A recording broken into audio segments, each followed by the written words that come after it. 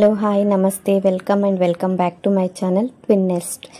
ಇವತ್ತು ನಾನು ನನ್ನ ಇಬ್ಬರು ಮಕ್ಕಳ ಮಾರ್ನಿಂಗ್ ರೊಟೀನ್ ಏನಿರುತ್ತೆ ಅನ್ನೋದನ್ನ ತೋರಿಸ್ತೀನಿ. ಇವಾಗ ಫಸ್ಟ್ ಮಕ್ಕಳು ಎದ್ದ ಕೂಡಲೇ ಅವ್ರನ್ನೆಲ್ಲ ಆಟ ಆಡಿಸ್ಬಿಟ್ಟು ಸ್ವಲ್ಪ ಕಂಫರ್ಟೇಬಲ್ ಮಾಡಿ ಫೀಡೆಲ್ಲ ಮಾಡಿಸಿದಾದಮೇಲೆ ನಾನು ಇಲ್ಲಿ ನಮ್ಮಮ್ಮ ಮಕ್ಕಳಿಗೆ ಮಸಾಜ್ ಮಾಡ್ತಾಯಿದ್ದಾರೆ. ಯಾಕಂದರೆ ಮಕ್ಕಳಿಗೆ ಎಷ್ಟು ಚೆನ್ನಾಗಿ ನೀವು ಮಸಾಜ್ ಮಾಡ್ತೀರಾ ಅವರು ರಿಲ್ಯಾಕ್ಸ್ ಫೀಲ್ ಮಾಡ್ತಾರೆ ಮತ್ತು ಸ್ನಾನ ಮಾಡಿಸಿದಾದ್ಮೇಲೆ ಬೇಗ ಮಲಗ್ತಾರೆ. ಒಂಚೂರು ನಮಗೂ ಫ್ರೀ ಟೈಮ್ ಸಿಗುತ್ತೆ. ಇವಾಗ ಅದಾದಮೇಲೆ ಇಲ್ಲಿ ಒಬ್ಬನ ಮಗನ್ನ ಸ್ನಾನ ಮಾಡಿಸ್ಬಿಟ್ಟು ತಂದು ಹಾಕಿದ್ದೀನಿ, ಇನ್ನೊಬ್ಬನ ಮಗನ್ನ ಕರ್ಕೊಂಡು ಬರ್ತೀನಿ ಸ್ನಾನ ಮಾಡಿಸಿದಾದ್ಮೇಲೆ. ಇವಾಗ ನಾನು ಒಬ್ಬನ ರೆಡಿ ಮಾಡ್ತಾ ಇರಬೇಕಾದ್ರೆ ಇನ್ನೊಬ್ಬನ ನನ್ನ ತಮ್ಮ ಆಟ ಆಡಿಸ್ತಾ ಇದ್ದಾನೆ. ಬಿಕಾಸ್ ಇವಾಗ ಟ್ವಿನ್ ಆಗಲಿ ಸಿಂಗಲ್ ಪ್ರೆಗ್ನೆನ್ಸಿ ಆಗಲಿ ಫ್ಯಾಮ್ಲಿ ಹೆಲ್ಪ್ ತುಂಬ ಇಂಪಾರ್ಟೆಂಟ್ ಆಗುತ್ತೆ. ನನ್ನ ಕೇಸಲ್ಲಿ ನನಗೆ ಅದೊಂದು ಫಾರ್ಚುನೇಟ್ ಇನಫ್ ಇದ್ದೀನಿ. ನನ್ನ ಫ್ಯಾಮ್ಲಿ ನನ್ನ ತುಂಬ ಹೆಲ್ಪ್ ಮಾಡುತ್ತೆ ನನಗೆ. ಇಲ್ಲಿ ನನ್ನ ಮಕ್ಕಳಿಗೆ ಜಾಸ್ತಿ ಪೌಡ್ರನ್ನೆಲ್ಲ ಬಳಸಲ್ಲ, ಕೆಲವೊಂದು ಟೈಮ್ ಅಷ್ಟೇ ಬಳಸೋದು. ಈ ವಿಡಿಯೋದಲ್ಲಿ ಬಳಸಿದ್ದೀನಿ. ಮತ್ತು ಇನ್ನೊಂದೇನೆಂದರೆ ನಾನು ಕಾಜಲ್ ಕೂಡ ಐಬ್ರೋಸ್ಗೆ ಕಣ್ಣಿಗೆಲ್ಲ ಹಾಕಲ್ಲ, ಚಿಕ್ಕದೊಂದು ಬಿಂದಿ ಇಡ್ತೀನಿ ಅಷ್ಟೇ, ಅದನ್ನ ಬಿಟ್ಟು ಮತ್ತೇನು ಮಾಡಲ್ಲ. ನೀವು ಕೂಡ ಬಳಸಬೇಡಿ, ಯಾಕಂದರೆ ಇವಾಗ ಡಾಕ್ಟರ್ಸ್ ಹೇಳೋ ಪ್ರಕಾರ ತುಂಬ ಕೆಮಿಕಲ್ಸ್ ಇರುತ್ತೆ. ಮತ್ತು ನಾವು ಮಕ್ಕಳಿಗೆ ಕಣ್ಣಿಗೆಲ್ಲ ಹಾಕೋದು ಸೇಫ್ ಕೂಡ ಇರೋದಿಲ್ಲ. ಅದಕ್ಕೆ ಆದಷ್ಟು ಅವಾಯ್ಡ್ ಮಾಡಿ. ಮಕ್ಕಳು ಹೇಗಿದ್ದರೂ ಕ್ಯೂಟ್ ಕಾಣಿಸ್ತಾರೆ. ಮತ್ತು ನಾನು ಇಲ್ಲಿ ಇವನ್ನ ಎಲ್ಲ ರೆಡಿ ಮಾಡಿಬಿಟ್ಟು ಅವನಿಗೆ ಡ್ರೆಸ್ ಎಲ್ಲ ಹಾಕ್ತೀನಿ. ಇವನು ನನ್ನ ಸೆಕೆಂಡ್ ಮಗ. ಇವನು ಒಂಚೂರು ತರಲೆ ಜಾಸ್ತಿ ಫಸ್ಟ್ನವನಿಗೆ ಕಂಪೇರ್ ಮಾಡಿದ್ರೆ. ಇಲ್ಲಿ ಫಸ್ಟ್ ಇವನಿಗೆ ರೆಡಿ ಮಾಡ್ತಾಯಿದ್ದೀನಿ. ನಾನು ಇವಾಗ ಏನು ಮಾಡ್ತಾಯಿದ್ದೀನಿ ಅಂದರೆ ಇಬ್ರಿಗೂ ಸೇಮ್ ಥರದ ಡ್ರೆಸ್ಗಳನ್ನೇ ಹಾಕೋದು. ಇಲ್ಲಿ ಕಲರ್ ಅಷ್ಟೇ ಚೇಂಜ್ ಇದೆ. ಎಂಡಲ್ಲಿ ನೀವು ನೋಡಿ ಇಬ್ಬರು ಹೇಗೆ ಕಾಣಿಸ್ತಾ ಇದ್ದಾರೆ ಅಂತ ನನಗೆ ಕಾಮೆಂಟ್ ಕೂಡ ಮಾಡಿ ಹೇಳಿ. ಇಲ್ಲಿ ರೆಡಿ ಮಾಡ್ತಾಯಿದ್ದೀನಿ ಅವನ್ನ.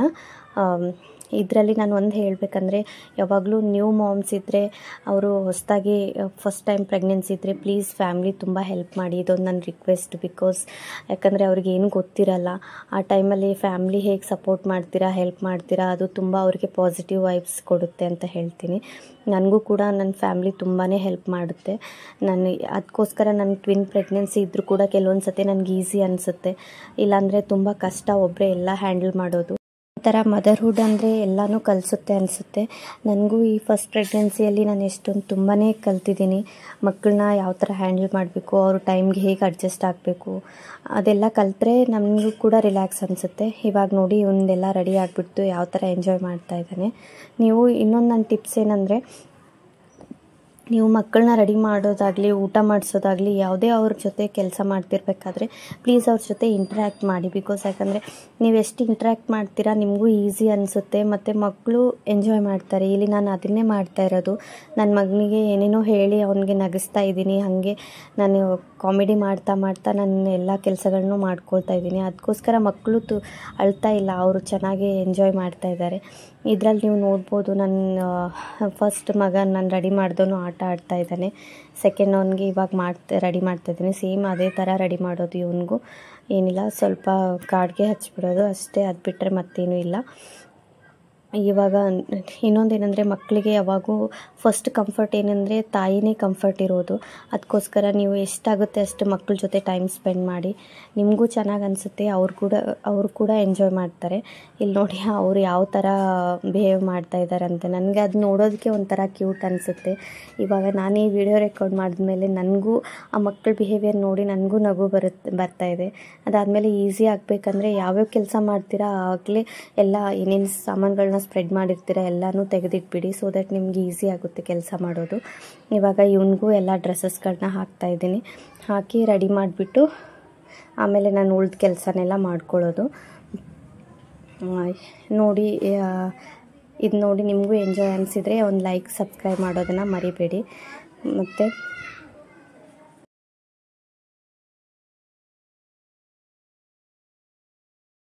ನಾನು ಇನ್ನೊಂದು ಬ್ಲಾಗಲ್ಲಿ ಆಲ್ರೆಡಿ ಅಪ್ಲೋಡ್ ಮಾಡಿದ್ದೀನಿ. ಅದರಲ್ಲಿ ನನ್ನ ಪ್ರೆಗ್ನೆನ್ಸಿ ಸ್ಟೋರಿನ ಕೂಡ ಶೇರ್ ಮಾಡಿದ್ದೀನಿ. ನಿಮಗೇನಾದರೂ ಇಂಟ್ರೆಸ್ಟ್ ಇದ್ದರೆ ಪ್ಲೀಸ್ ಆ ವ್ಲಾಗ್ನ ಹೋಗಿ ನೋಡಿ. ಸೊ ದ್ಯಾಟ್ ನಿಮಗೂ ಹೇಗೆ ನನ್ನ ಪ್ರೆಗ್ನೆನ್ಸಿ ಕನ್ಸೀವ್ ಆಯಿತು, ನಾನು ಯಾವ ಥರ PCOS ಆ ಥರ ಇದ್ದದನ್ನು ಹೇಗೆ ಓವರ್ಕಮ್ ಮಾಡಿದೆ ಅದನ್ನೆಲ್ಲ ನಿಮ್ಗೆ ಹೇಳಿದ್ದೀನಿ. ಒಂಚೂರು ನೋಡಿ, ನಿಮಗೇನಾದರೂ ಅದರಿಂದ ಹೆಲ್ಪ್ ಆದರೆ ಕಾಮೆಂಟ್ ಮಾಡಿ ಹೇಳಿ. ಅದಾದಮೇಲೆ ಇಲ್ಲಿ ಮಕ್ಕಳನ್ನ ಎಲ್ಲ ಕಂಪ್ಲೀಟಾಗಿ ರೆಡಿ ಮಾಡಿದಾದ್ಮೇಲೆ ನನಗೊಂದು ಮಾರ್ನಿಂಗ್ ಕೆಲಸ ಹ್ಯೂಜ್ ಕೆಲಸ ಮುಗೀತು ಅಂತ ಅನಿಸುತ್ತೆ. ಬಿಕಾಸ್ ಅವ್ರು ರೆಡಿಯಾಗಿ ಮಲ್ಕೊಂಡ್ಬಿಟ್ರೆ ನನಗೆ ಉಳಿದದ್ದೆಲ್ಲ ಮಾಡ್ಕೋಬೋದು. ಇವಾಗ ನೋಡಿಬಿಡಿ, ಇವಾಗ ನಾನು ಇಬ್ಬರಿಗೂ ರೆಡಿ ಮಾಡಿಸಿದ್ದೀನಿ. ಇದಾದಮೇಲೆ ಅವ್ರಿಗೇನಾದರೂ ಫೀಡ್ ಮಾಡಿಸೋದಿದ್ರೆ ಮಾಡಿಸ್ಬಿಟ್ಟು ಮಲಗಿಸ್ತೀನಿ. ಬಿಕಾಸ್ ನಾವು ಅವ್ರು ಮಲ್ಕೊಂಡ್ಮೇಲೆ ನಾನು ಉಳಿದ ಕೆಲಸಗಳನ್ನ ಮಾಡ್ಕೋಬೋದು, ಫ್ರೀ ಆಗುತ್ತೆ ನನಗೆ. ಇವಾಗ ನೋಡಿ ಯಾವ ಥರ ಆಟ ಆಡ್ತಾ ಇದ್ದಾನೆ ಅಂತೆ ಸೆಕೆಂಡ್ ಮಗ. ಫಸ್ಟ್ ಮಗ ಕೂಡ ಎಂಜಾಯ್ ಮಾಡ್ತಾ ಇದ್ದಾನೆ. ನೋಡಿ ನಾನು ಮಿಡ್ಲಲ್ಲಿ ಅವರಿಗೆ ಹೇಗೆ ಎನ್ಕರೇಜ್ ಮಾಡ್ತಾ ಇದ್ದೀನಿ ಅಂತ. ನೋಡಿ ಎಷ್ಟು ಕ್ಯೂಟ್ ಕಾಣಿಸ್ತಾ ಇದ್ದಾರೆ. ಇಫ್ ನಿಮಗೂ ಕ್ಯೂಟ್ ಅನಿಸಿದೆ ಕೆಳಗಡೆ ಒಂದು ಹಾರ್ಟ್ ಎಮೋಜಿನ ಕಾಮೆಂಟ್ ಮಾಡಿ. ಮತ್ತು ಇವಾಗ ನೆಕ್ಸ್ಟ್ ಇದಾದಮೇಲೆ ಅವ್ರಿಗೆ ಕೊಡಬೇಕಾಗಿರೋದು ಸಿರಪ್ ಎಲ್ಲ ಕೊಡಬೇಕಾಗುತ್ತೆ. ಬಿಕಾಸ್ ಡಾಕ್ಟ್ರು ಪ್ರಿಸ್ಕ್ರೈಬ್ ಮಾಡಿರೋದನ್ನೆಲ್ಲ ನಾವು ತಪ್ಪದೆ ಕೊಡಲೇಬೇಕು. ನನ್ನ ಮಕ್ಕಳಿಗೆ ಇವಾಗ D3 ಒಂದೇ ಕೊಡೋದಕ್ಕೆ ಹೇಳಿದ್ದಾರೆ ಡಾಕ್ಟ್ರು. ಅದರಲ್ಲಿ ಇವಾಗ ಒಂಚೂರು ಅವ್ರಿಗೆ ಕೋಲ್ಡ್ ಆಗಿದೆ, ಅದಕ್ಕೋಸ್ಕರ ನಾನು ಕೋಲ್ಡ್ ಸಿರಪ್ ಕೂಡ ಡ್ರಾಪ್ಸ್ಗಳನ್ನೂ ಹಾಕ್ತಾಯಿದ್ದೀನಿ. ನೀವು ಯಾವುದೇ ನಿಮ್ಗೆ ಮೆಡಿಸಿನ್ಸ್ ಪ್ರಿಸ್ಕ್ರೈಬ್ ಮಾಡಿದ್ರೆ ಮರ್ಯಾದೆ ಮಕ್ಕಳಿಗೆ ಕೊಡಿ. ಬಿಕಾಸ್ ಅದೆಲ್ಲ ಹೆಲ್ಪ್ ಆಗುತ್ತೆ ಮಕ್ಕಳು ಬೆಳೆಯೋದಕ್ಕೆ. ನಂದು ಪ್ರೀಟರ್ಮ್ ಡೆಲಿವರಿ ಆಗಿತ್ತು, ಅದನ್ನೂ ಒಂದು ಬ್ಲಾಗಲ್ಲಿ ಹೇಳ್ತೀನಿ ಯಾವ ಥರ ಅದು ಆಗಿದೆ ಅಂತ. ಮತ್ತು ಉಳಿದನ್ನ ಎಲ್ಲ ಬ್ಲಾಗ್ನ ನೋಡಿ ಎಂಜಾಯ್ ಮಾಡಿ.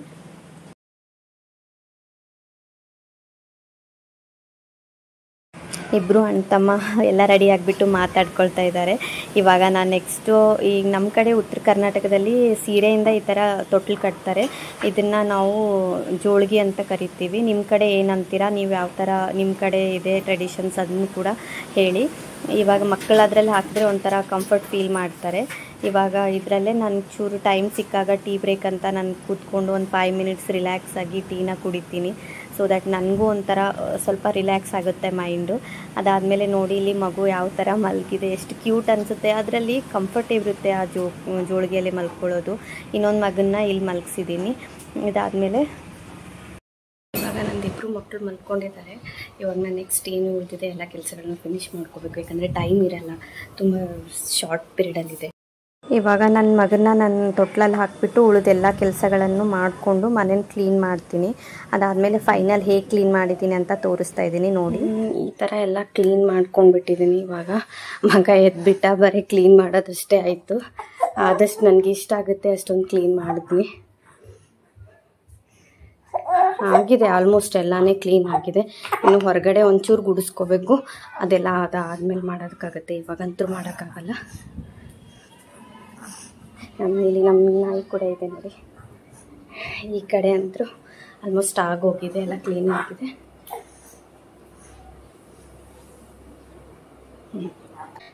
ಇವತ್ತಿಗೆ ಎಷ್ಟು ಆಫ್ಟರ್ನೂನ್ ಎಲ್ಲ ಮಾಡೋದ್ರಲ್ಲೇ ಈ ನೋಡಿ ಮಗು ಮಲಗಿದೆ. 11:30 ಆಗಿತ್ತೆ ಟೈಮು.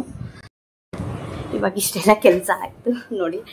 ಇವಾಗ ಮಗ ಕೂಡ ಏನು ಕೆಲಸನೇ ಮಾಡೋಕ್ಕೆ ಬಿಡಲ್ಲ, ಅಂದರೂ ಕೂಡ ಎಷ್ಟೆಲ್ಲ ಮಾಡ್ಕೊಂಡಿದ್ದೀನಿ. ಆದಷ್ಟು ಒಂದು ಮಗು ಮಲಗಿದೆ ಅಂತ ಸ್ವಲ್ಪ ರಿಲ್ಯಾಕ್ಸ್ ಇದ್ದೀನಿ.